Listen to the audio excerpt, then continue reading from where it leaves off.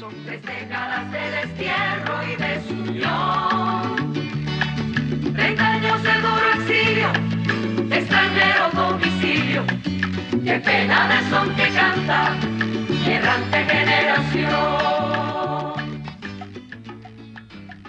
Saludos amigos de Cuba y su historia. Este es un programa promocional para que ustedes sepan los lugares que este programa quiere compartir con ustedes en lo que es la historia cubana, ¿no? Cuba hubiese sido distinta si en la época o en la era cuaternaria la cordillera antillana no se hubiese hundido, como obviamente está comprobado por todos los científicos que han estudiado el caso. O sea, Cuba sería parte del continente americano. Sin embargo, se fraccionó al hundirse la cordillera antillana, estamos hablando de la era cuaternaria, miles de años atrás, y de ahí salen las islas mayores y las islas menores de las Antillas. O sea que ese es un poco la explicación de que Cuba sea una isla linda y, por supuesto, bailoteando en el mar. Lamentablemente, en estos momentos con un régimen opresor, pero bueno, esa es la historia. Para hacer este recorrido sobre Cuba y su historia en este programa promocional, he invitado a una gran periodista, por supuesto amiga, y además que ayuda a este programa en su producción asociada. Y me refiero a Maite Rodríguez. Bienvenido, Maite. Muchísimas gracias, Mulero. Un placer. Bueno. Sobre todo hablar de temas como este que me apasionan tanto, Cuba, ¿no? Yo lo sé. Y vamos a empezar en este recorrido, como estamos en un recorrido promocional, no nos vamos a detener mucho en ningún tema, así que si a ustedes les interesa alguno de estos temas, pues sintonícenos todos los domingos a las 4:30 que van a ver el tema explicado, porque salimos todos los domingos. Pero bueno, el inicio de Cuba, cuando Colón llega a Cuba, se encuentra con dos comunidades indias, los taínos y los siboneyes, o los siboneyes en la zona occidental y los taínos en la zona más de centro y de oriente. Y obviamente una de esas comunidades estaba más desarrollada que la otra, o sea, los taínos eran más desarrollados y bueno, tan eran desarrollados que ya ellos hacen el primer alimento interesante de la historia de Cuba, es el casabe, que lo sacan ellos de la yuca y además de otras cosas, los bohíos, las viviendas. O sea que estamos en la fase inicial de la historia cubana, no ha llegado Colón todavía, tenemos esas comunidades tan interesantes, ¿no? Y que han dejado una huella interesante y profunda en la cultura cubana, porque de alguna manera todavía hay muchos vocablos en el lenguaje que se utilizan, como el mismo vocablo bohío, siboney, atabey. En la misma producción de alimentos dejó, como decía Müller, el casabe, que aún en zonas orientales de Cuba, en Santiago, en Guantánamo, ante la falta de recursos que vive el país, a veces también se consumen algunas producciones de casabe hechas en casa, domésticas, pero han dejado también un impacto en la raza, en la mezcla racial cubana, porque hay todavía vestigios de comunidades, no, por supuesto, no las originales porque fueron exterminadas, pero sí descendientes de esas comunidades indígenas. Y vamos a seguir en el recorrido, porque el recorrido tiene que ser rápido, ¿no? Viene Colón, y Colón primero descubre una islita muy interesante que se llama San Salvador, el 12 de octubre. Por eso el 12 de octubre se celebra como el Día de las Américas, el Día del Descubrimiento de América, porque es el primer el pedazo de tierra que Colón visita y descubre, ¿no? Después, unos días después, descubre Cuba. O sea, y al descubrir Cuba, emite una frase que ha pasado en la historia, y obviamente parece que la historia es la frase cierta. Y Colón dice que era la isla más bella que ojos humanos hayan visto. Qué cosa, yo digo, más tierna, ¿no? Que el que descubre Cuba se haya identificado tanto con la belleza de ese país. Por lo menos a mí me toca en mi profunda sentimentalidad. Sí, hay que hablar de la confrontación cultural que evidentemente ocurrió en Cuba entre españoles y la población indígena. Luego también con la colonización llegó también más adelante la esclavitud. Se trajeron negros esclavos desde África para mantener la economía. Pero en esa colonización, Müller, esa confrontación también dejó una relación profunda entre Cuba y España, de la que hoy todos somos partes. La mezcla racial del cubano, las costumbres, las edificaciones que se levantaron en Cuba enriquecieron y dieron parte también a ese crisol de la cultura cubana. Después seguimos recorriendo en esta jornada, después viene La Habana.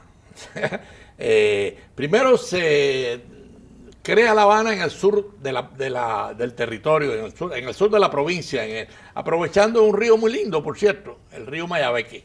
Pero se dan cuenta que era una zona pantanosa, había muchos mosquitos, y a pesar de que, repito, es una zona muy bonita, y yo quiero mucho esa zona porque mi madre nació muy cerca del río Mayabeque, en Alquizar, pero después se decide, ya en el año 1519, el fundar La Habana en la bahía de La Habana, en el norte, y de ahí, bueno, la riqueza de esa ciudad.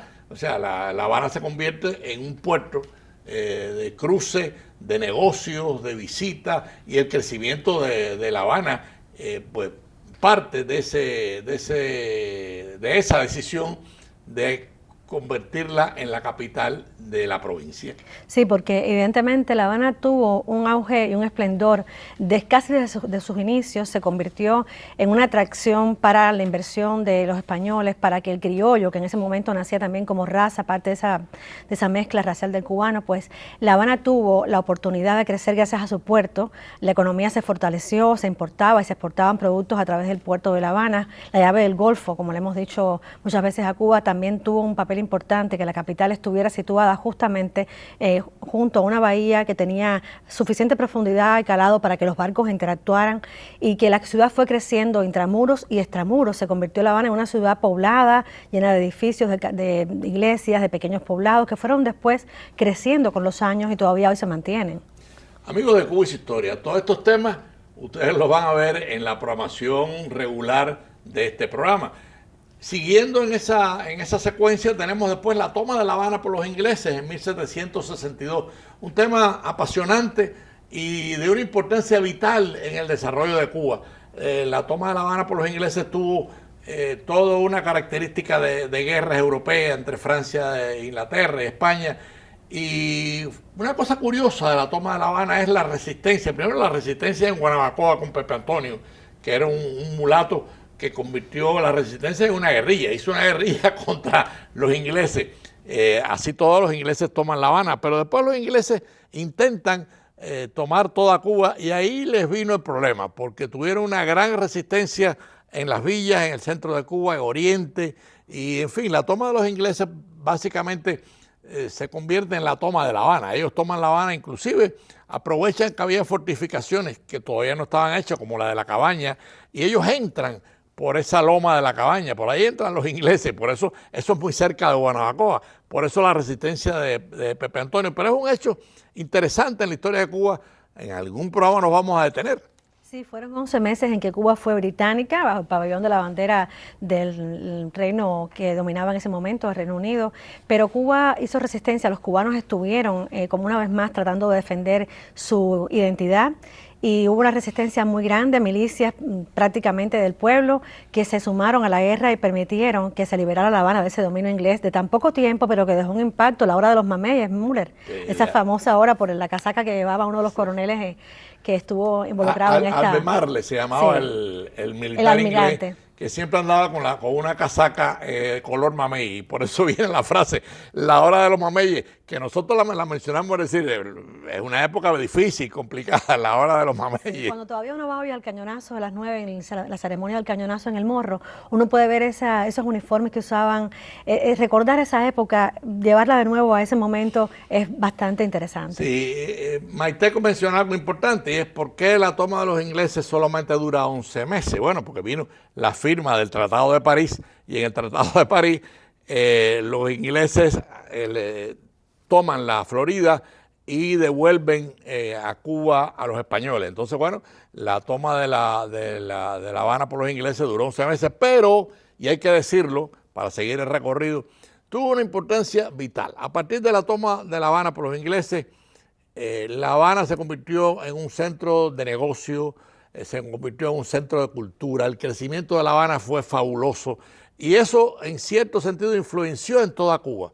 O sea, todo el espíritu comercial que después tuvo Cuba comienza con los ingleses en La Habana en 1762. Hay que decirlo porque es importante y por supuesto volveremos a este tema, tenemos que volver. Y otro aprendizaje que dejó esto fue, aprendieron los cubanos o las autoridades que estaban al mando del país en ese momento a intensificar las fortalezas que rodeaban la isla, a hacer todavía más sólidas las estructuras que defendían lo que era Cuba en las principales puntos donde pudiera haber inmersión de piratas, de corsarios, de otras futuras invasiones extranjeras. Sí, porque saltamos por falta de tiempo en los corsarios, como tomaron La Habana varias veces, ¿no? Sobre todo Jacques de Sores, que era un corsario temible. Y entonces, bueno, los españoles, al darse cuenta de la debilidad que tenía la Habana, porque carecía de fortificaciones sólidas, pues fortifican La Habana y ahí hacen todos los... Y después La Habana se convirtió en una de las ciudades más fuertes o más seguras del mundo. Sí, exactamente. Patrimonio que todavía hoy está en pie y que se conserva, yo creo que dado las circunstancias de Cuba, de manera muy admirable, esas edificaciones que datan de esa época anterior a la toma de La Habana por los ingleses. Claro. Hay un movimiento cultural en Cuba que en cierto sentido también nos vamos a detener en Cuba y su historia porque tiene una importancia tremenda. Me refiero a Carreño en la Sociedad de Amigos del País, Arango y Parreño a Félix Varela, el primer cubano que habló de la independencia de Cuba, que además que es un santo, o sea, el mismo Martí, sin conocer a Félix Varela, es el primero que habla del santo cubano. Qué curioso, ¿no? Lamentablemente la Iglesia Católica ha intentado por distintos caminos la santidad de Varela, no ha sido posible, entre otras cosas porque los españoles no podían ver a Varela y hay toda una información que va a llevar años la clarificación, pero bueno, es una dinámica interesante porque la importancia de Félix Varela en la historia cubana, bueno, es innegable. Ahí nos vamos a detener también para que ustedes conozcan lo que fue ese gran sacerdote, ese patriota y ese independentista. Es que hay una generación de cubanos ilustres, un momento en que surgieron muchísimas figuras importantes en la literatura, en la historia, pensadores, filósofos cubanos que empezaban ya con un sentido de la nacionalidad muy fuerte, de la independencia muy consolidado, que querían y necesitaban demostrar con sus obras que Cuba estaba dispuesta, ya preparada para empezar una guerra contra España por la independencia de España. Qué bueno que tú lo has dicho, qué bueno que tú hayas mencionado eso, porque en ese momento de la historia cubana surgen unas cuantas mentes que obviamente hay que mencionar y nos vamos a detener en ella en Cuba y su historia. José de la Luz y Caballero, el gran profesor, Francisco Vicente Aguilera, el gran independentista que era un hombre muy rico y terminó pobre. O sea, lo dio todo por la independencia de Cuba. Qué cosa tan interesante, ¿no? Que a veces nos encontramos con el egoísmo, no. Vicente Aguilera es un ejemplo de patriota y bueno, ahí nace toda una generación de independentistas como Carlos Manuel de Céspedes, el padre de la patria. ¿Por qué es el padre de la patria? Bueno, porque cuando comienza la guerra de los 10 años es el que da el grito de Yara. Y ese Carlos Manuel de Céspedes después hubo dificultades, pero como por cierto, el régimen castrista o el régimen comunista cubano no lo menciona. No menciona a Céspedes, ahí lo estamos viendo en pantalla, como el padre de la patria, un hombre que lo entregó todo, también un hombre de mucho capital y dio su vida por la independencia cubana. Ahí viene toda una generación después viene Agramonte, Ignacio Agramonte, el camagüeyano, y después llega Martí, llega José Martí con su guerra necesaria, y ese va a ser un tema también en Cuba y su historia, porque para entender a Martí no solamente hay que estudiar su pensamiento, que es un pensamiento muy clarividente y además muy humano, muy amoroso, hay que ir a Tampa. No se puede entender a Martí sin Tampa, porque en Martí y Tampa nace el apóstol.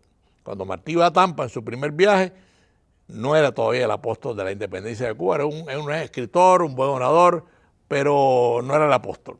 Yo creo que ese fortalecimiento de la figura de Martí en lo que era ya la preparación de la guerra necesaria, ¿no? La guerra que había que librar, el buscar fondos, el buscar ayuda a los cubanos que estaban en el exterior, el incorporarse él mismo a esas tareas como orador y era una labor también que llevaba una labor diplomática, una labor muy importante en los medios de comunicación, en publicar artículos que le demostraran a los cubanos por qué era necesario esta guerra contra España y por qué era necesario además que apoyaran a Cuba otros países también de América Latina. Sí, vamos a aprovechar y hacer una pausa para los que sintonizaron tarde. Estamos haciendo un programa promocional sobre Cuba y su historia, y para que ustedes sepan todos los temas que estamos en disposición de compartir con ustedes. Y cuando fuimos a la pausa estábamos hablando de Martí, su guerra necesaria, perdón, sus viajes a Tampa. Hay algo interesante, y Maite lo esbozó, que bueno, no hubiese triunfado la guerra de independencia en la forma que triunfó sin los tabaqueros. Miren qué cosa más interesante. Hablamos de Vicente Aguilera, que dio toda su fortuna. Los tabaqueros lo daban todo y lo dieron todo para poder darle dinero a todo lo que costaba la independencia de Cuba.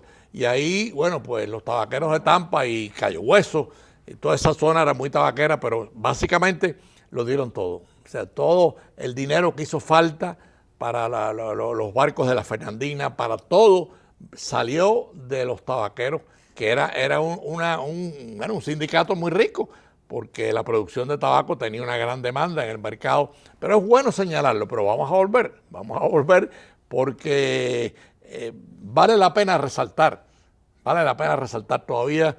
La libertad en Cuba no ha llegado y tiene que llegar, y todos estos ejemplos de los ricos que dieron su fortuna, los grandes hacendados como Vicente Aguilera, como Carlos Manuel de Céspedes, y además los pobres, los trabajadores, que en este caso son los tabaqueros, ¿no? A mí me fascina cuando voy, me gusta mucho ir a Tampa para recorrer todo ese, casi es un museo. Tampa es un museo de Cuba. Sí, exactamente, era un gremio muy estructurado, muy bien organizado, que tenía una cultura, yo creo que la costumbre de los lectores de tabaquería le dio una formación política, una solidez también a ese sindicato de gente que no tenían quizás la instrucción, pero sí tenían la necesidad de aprender y de luchar, y la manera que tenían de luchar era aportar sus salarios, aportar sus pequeños ahorros y contribuir de esta manera tan digna a la independencia de Cuba también. Sí, hay una cosa que yo quiero resaltar antes de seguir, porque no quiero que se nos quede lo que teníamos preparado, ¿no? Y es en Tampa, amigos de Cuba y su historia, es donde Martí pronuncia la noche del 26 de noviembre, que fue, él va invitado a Tampa para hablar el 27 en el aniversario del fusilamiento de los estudiantes de medicina, pero el día anterior habla en el club de los cubanos, y es donde pronuncia su famosa frase: con todos y para el bien de todos. Y en ese mismo discurso, que fue antes del día del fusilamiento de los estudiantes de medicina, que fue otro hecho muy triste en la historia cubana, pronuncia la otra frase, que la primera ley de la República debe ser el respeto a la dignidad plena del hombre. Qué dos mensajes de Martí para la historia de Cuba. Y ese hecho que usted marcaba ahora, los estudiantes de medicina, el fusilamiento, marcó también un giro en la historia de Cuba, y creo que hoy, cuando miramos a lo que está pasando en Cuba hoy también, que los estudiantes están en la calle, que están pidiendo sus derechos, que están pidiendo que se les escuche, pues bueno, esto es también un momento en que uno piensa cómo la historia de Cuba vuelve, ¿no?, a darnos una enseñanza, a darnos el ejemplo de lo que podemos hacer cuando se vive en sociedad, cuando las personas tienen derecho a reclamar sus derechos, como eran los estudiantes que fueron fusilados justamente por querer la independencia de Cuba. Muchos de ellos hijos de españoles, sí, con cubanas o cubanos, ya mestizos, ya criollos, pero con un sentido de pertenencia muy fuerte al país ya. No, además, cuando uno analiza el fusilamiento de los estudiantes de medicina, que inclusive cuando le preguntan al sacerdote del cementerio, el sacerdote dice: yo no he visto que hayan cometido ningún delito, ni que hayan rayado ninguna tumba. Después el abogado defensor, que es un español muy digno, dice lo mismo. Así todos los condenan a muerte. Cuando vemos o reflexionamos sobre ese fusilamiento de los estudiantes, estamos obligados a acercarnos a la época que estamos viviendo, cómo el régimen castrista en estos más de 60 años ha fusilado a casi 4.000 cubanos. O sea, el hecho de que se le haya quitado la vida a cubanos por pensar diferente, a mí particularmente me parece uno de los grandes horrores de la revolución cubana, de esa revolución que al final ni fue revolución, ni fue justa, ni fue libre. Lo que le trajo al pueblo de Cuba es precisamente muerte, encarcelamiento, tortura y ¿cómo no comparar esto con el régimen colonial? Si nos pareció una barbarie el fusilamiento de los estudiantes de medicina, ¿cómo podemos calificar el fusilamiento de más de 4.000 cubanos que fueron puestos en el paredón de fusilamiento y los perdimos? O sea, bueno, murieron. Perderlos para la Cuba de hoy, la Cuba que todavía está pujando por recuperar la libertad. Yo creo que los fusilados de la Cabaña, Müller, de los que usted fue testigo de muchos de esos casos que tristemente pasaron a la historia y que aún no han sido reconocidos por el gobierno cubano, al grito de Cristo Rey, muchos de ellos para poder morir ante la cruz, pero con la dignidad y la cabeza muy alta. Otros muchísimos crímenes que se han cometido a lo largo de la historia que aún no han sido no se ha podido demostrar, pero que están ahí para que podamos ver cómo ha sido la historia de dura para nuestra generación también, porque actualmente hay gente que ha perdido la vida en el mar, gente que ha perdido la vida en las prisiones de Cuba, no solamente que han sido condenados a muerte, pero que han sido condenados a largas cadenas de prisión, que han estado cumpliendo, o el exilio a los que los han sometido de manera forzosa. Qué bueno que lo haya dicho, no, fueron condenados a largas condenas de prisión, fueron condenados a tortura. Yo recuerdo, lo cuento con mucha humildad, porque esto lo padecieron mucho. Yo padecí en mi primer día de prisión un simulacro de fusilamiento. Es una tortura muy cruel, porque te paran y preparen, apunten y tú estás esperando. Yo recuerdo que bueno, tengo creencia religiosa, yo creo en Dios, yo sé que hay una vida espiritual eterna. Me puse en manos de Dios, pero eso son torturas bajas, son torturas sucias. O sea, uno no debe someter a un ser humano a ese tipo de tortura. Y lo que tú decías de la Cabaña, yo recuerdo, fui un gran amigo de Virgilio Campanería, que fue el primero que dijo ante un paredón de fusilamiento: viva Cuba Libre, viva el directorio y viva Cristo Rey, antes de morir. Qué grandeza, o sea, qué grandeza moral tuvieron esos hombres que padecieron tortura, padecieron injustas condenas y algunos padecieron el fusilamiento, ¿no? Bueno, y hoy estamos viendo también más de 500 jóvenes todavía detenidos en las protestas del 11 de julio en Cuba, que han sido algunos sometidos ya a juicio, otros no. Algunos se les pide hasta 30 años de prisión por manifestarse pacíficamente en la calle, por romper una foto, por gritar una consigna. O sea, hoy estamos viendo cómo se repite de nuevo esta historia de fusilamientos, no, pero sí de encarcelamientos, de largas condenas, injustas y sin defensas legales de verdad, porque no hay una separación de poderes entre el Poder Judicial y el gobierno y el partido y todo lo que es la institución. Eso es una característica típica de la dictadura. Exactamente. No hay separación de poderes. Después vamos a tratar la República. Todos los gobiernos de la República, ustedes lo van a compartir con nosotros en los análisis que hagamos desde Estrada Palma, después la guerra de color de 1912, que es una guerra que estamos obligados a detenernos en ella por lo injusto que fue, y después todos los gobiernos posteriores, Gómez, ¿cómo se llama? Machado, Menocal, la primera dictadura fue la de Machado, que curiosamente tuvo un primer gobierno muy provechoso, muy constructivo, y después se dejó llevar por la reelección. Le pasó lo mismo a Estrada Palma cuando quiso reelegirse, que el pueblo le protestó y entonces pidió la intervención americana en 1906. O sea, vamos a detenernos en la República también. La República tiene muchas luces y muchas sombras, pero con ustedes queremos compartirlas porque ese es el objetivo de Cuba y su historia. Müller, qué lindo ese recorrido por la República Cubana, porque fue un aprendizaje, fue la puesta en escena de una república que era muy jovencita, pero que ya tenía intenciones de convertirse, de aprender, ¿no? Desarrollar lo que es los partidos políticos, la prensa con sus diferentes enfoques, sus diferentes puntos de vista. Esa república que tenía además el corazón del Congreso y el Senado también en Cuba, que intentaba respetar las candidaturas. Había una riqueza con luces y sombras, como usted dijo, con aciertos y desaciertos, por supuesto, porque nada es perfecto, pero eso se perdió en estos 60 años. Hubo diferentes gobiernos, hubo elecciones, hubo voto popular. Cuba tuvo televisión, Cuba tuvo automóvil, Cuba tuvo electricidad, antes que muchos países de América Latina, y tuvo también el derecho de la mujer al voto, el derecho de la mujer a ser reconocida laboralmente. O sea, una constitución que se creó bajo la República que luego perdimos. Sí, yo quería que no se nos fuese el tiempo, porque vamos a detenernos en todos los gobiernos de la República. Así que estén atentos, porque claro, eso en un programa no podemos decirlo todo, pero como este es el programa para anunciar, bueno, pues nosotros vamos también a detenernos en algo que estamos obligados moralmente como periodistas, como escritores, y me refiero al régimen comunista cubano. Cómo ese régimen ha irrespetado a la persona humana, cómo ha irrespetado a la mujer cubana, cómo las ha maltratado a unos y a otros. Me decía el otro día un gran amigo mío, político chileno, que él no entendía cómo el régimen castrista ha maltratado con la dureza que lo ha hecho a la mujer cubana. Bueno, pues ahí vamos también a tratar las masacres. Hay una masacre que se trata mucho y se habla mucho de ella, que es el hundimiento del remolcador 13 de marzo.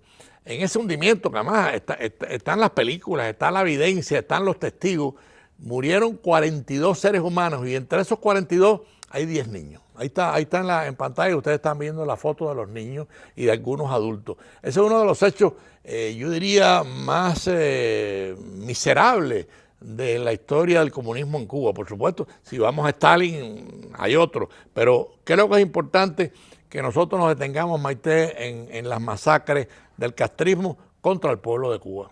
El remolcador fue un ejemplo que incluso el gobierno cubano y la prensa cubana enfocó de una manera muy diferente.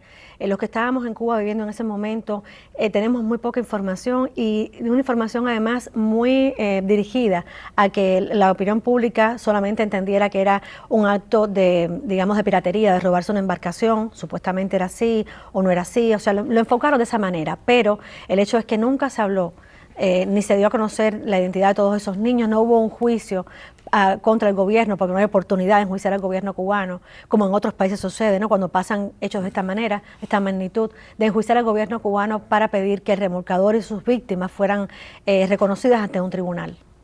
Y hay otra masacre que quiero mencionar ya en los minutos finales, y es la famosa la muerte de los brigadistas en la Rastra de la Muerte. ¿Qué cosa fue la Rastra de la Muerte? Bueno, metieron a 90, casi 100 brigadistas en una rastra y la cerraron y no tenía ventilación en las playas de la Playa Larga y Girón.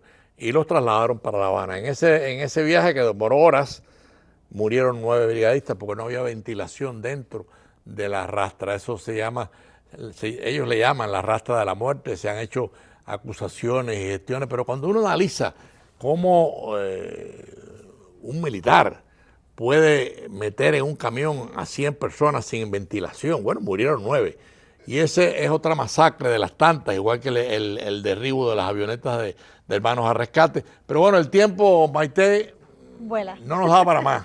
Lo sabemos. No nos da para más. Ojalá este programa promocional los ayude a que sintonicen con nosotros y no se separen de nosotros, de Cuba y su historia. Agradezco mucho a mi amiga y colaboradora en este programa, Maite Rodríguez, que me haya acompañado en este recorrido. Y nada, tengan todos un domingo feliz en manos de Dios y los esperamos el próximo domingo en Cuba y su historia.